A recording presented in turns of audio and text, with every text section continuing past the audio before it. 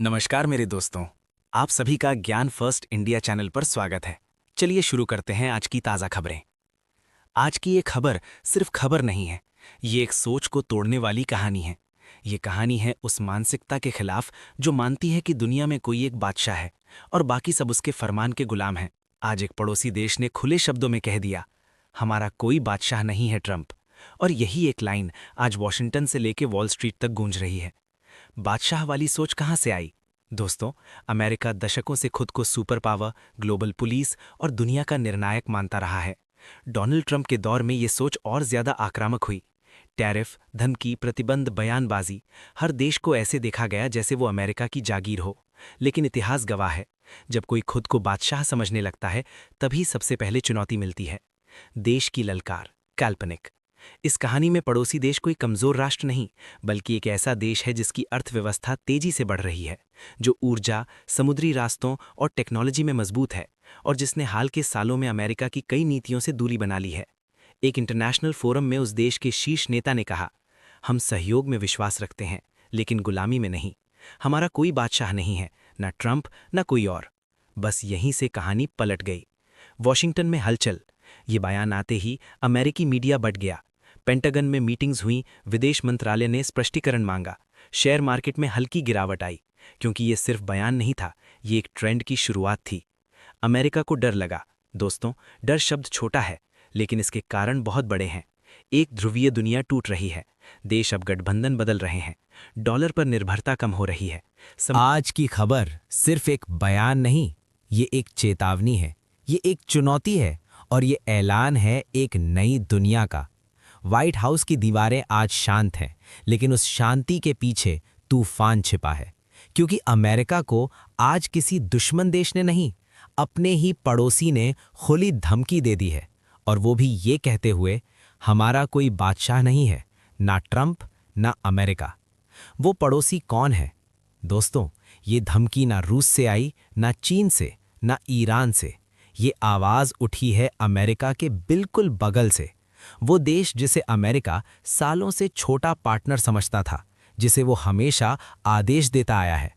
लेकिन 2026 में कहानी पलट चुकी है। आज वही देश अमेरिका की आंखों में आंखें डालकर कह रहा है, हम गुलाम नहीं हैं और तुम्हारे राष्ट्रपति हमारे राजा नहीं हैं। ट्रंप की वापसी और दुनिया का गुस्सा।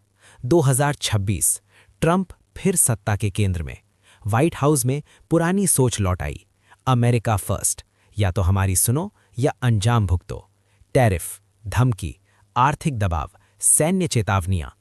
लेकिन इस बार दुनिया डरने वाली नहीं थी। वो बयान जिसने आग लगा दी। अमेरिका के पड़ोसी देश के राष्ट्रपति ने सीधे कैमरे पर कहा, हम कोई कॉलोनी नहीं है, हमारा देश लोकतंत्र है, किसी का बादशाह नहीं मानता। ट्रंप हो या कोई और, हमें धमकाने का हक किसी को नहीं। बस यहीं से आग लग गई।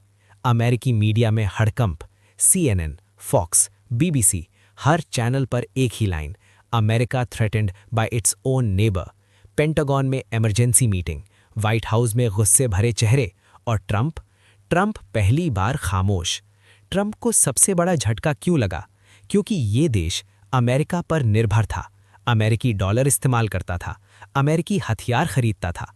लेकिन अब नई करेंसी योजना, नए ट्रेड पार्टनर और सबसे खतरनाक, अमेरिका के दुश्मनों से दोस्ती। जब दुनिया ये मानकर चल रही थी कि डोनाल्ड ट्रंप फिर से ग्लोबल दबाव की राजनीति करेंगे, तभी अमेरिका के एक पड़ोसी देश से एक ऐसा बयान आया जिसने पूरे वॉशिंगटन को हिला कर रख दिया।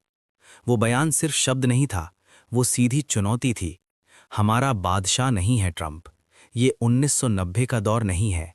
अब फैसले वॉशिंगटन नहीं, हमारी जमीन पर होंगे। अमेरिका का पड़ोसी, लेकिन गुलाम नहीं। ये देश अमेरिका का पड़ोसी जरूर है, लेकिन अब कठपुतली नहीं। पिछले 30 सालों से अमेरिका जिसे बैकयार्ड पॉलिटिक्स कहता रहा, वहीं आज से फ्रंट लाइन रेजिस्टेंस बन चुका है। व्हाइट हाउस में इमरजेंसी मीटिंग। जैसे ही ये बयान अंतर्राष्ट्रीय मीडिया में फैला, व्हाइट हाउस में इमरजेंसी मीटिंग बुलाई गई। नेशनल सिक्योरिटी एडवाइजर, पेंटागन के टॉप जनरल, CIA के सीनियर अधिकारी और ट्रंप के सबसे भरोसेमंद रणनीतिकार, सब एक ही कमरे में। लेकिन पहली बार किसी के पास जवाब नहीं था। सूत्रों के मुताबिक ट्रंप ने टेबल पर हाथ मारा और कहा, ये लोग भूल गए हैं कि अमेरिका क्या कर सकता है। लेकिन जब जवाब में पूछा गया कि अगर हमने दबाव डाला तो क्या ये देश चीन, रूस और भारत के साथ खुला गठबंधन कर लेगा, तो कमरे में सन्नाटा छा गया। खेल सिर्फ धमकी का नहीं था, ये बयान सिर्फ जुबानी हमला नहीं था। पड़ोसी देश ने एक साथ 3 बड़े कदम उठाए। 1. डॉलर में व्यापार रोकने का संकेत। 2. अमेरिकी मिलिट्री बेस की समीक्षा। 3. नई मल्टी नेशन सिक्योरिटी मीटिंग। और इस मीटिंग में भारत को स्पेशल इनवाइट। भारत की entry is equal to game change.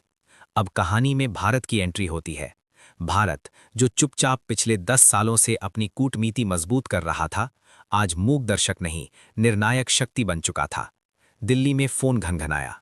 सूत्रों के अनुसार उस पड़ोसी देश के राष्ट्रपति ने नमस्कार मेरे देशवासियों, आप सभी का ज्ञान फर्स्ट इंडिया चैनल पर स्वागत है।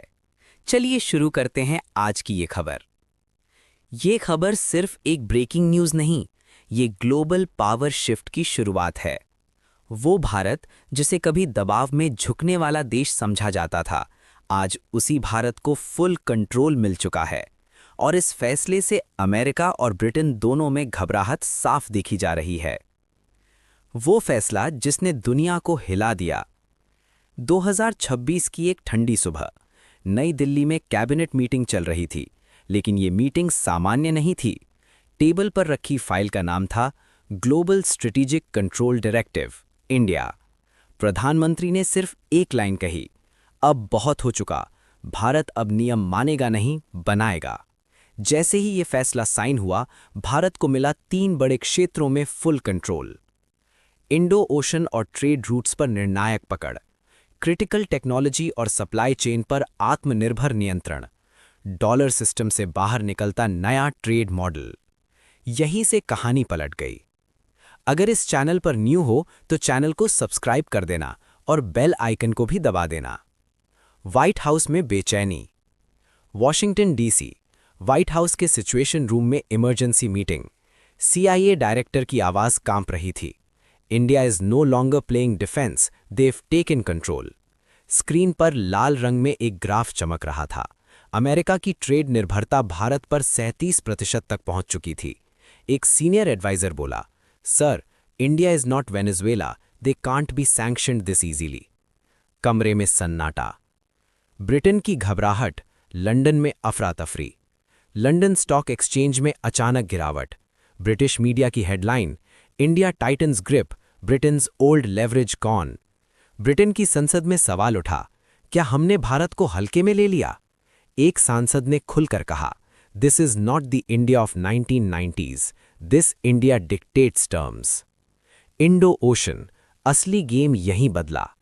भारत ने जो सबसे बड़ा दाव चला वो था इंडो ओशन कंट्रोल स्ट्रैटेजी। नए नेवल बेस, AI